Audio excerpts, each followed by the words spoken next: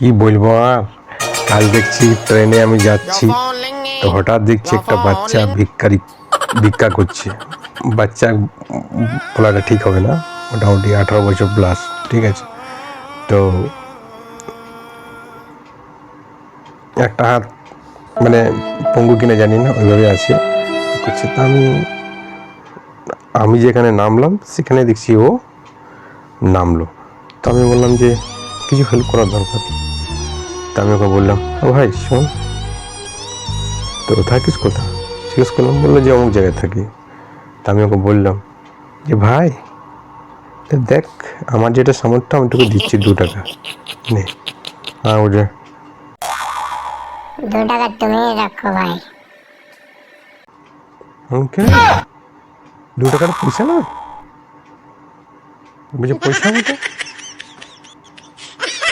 বলছে 2 টাকার জোগাড় নাই।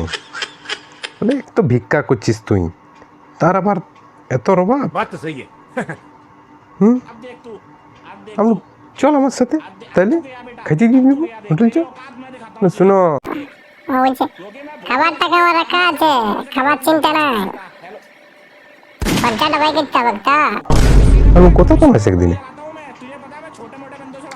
বলছে এই স্টেশন আমার এরিয়া 5টা স্টেশন, আমি 5টা স্টেশন ডেলি যাই, মোটামুটি 5 থেকে 10 টাকার কাস্টমার আমাকে দেয়।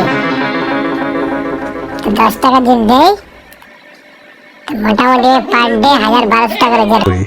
আমি বললাম বাবারে, এটার ফর্ম কোথায় ভরে? আমি জিজ্ঞেস করলাম, ভাই এই ভিক্ষা করার ফর্মটা ট্রেনিংটা কোথায় তো বলতো। শালা তুই গোটা দিন ঘুরিয়ে শুধু ট্রেনে যাইতে 1000-1200, আর আমি শালা গোটা দিন 500 টাকা। ঠিক না?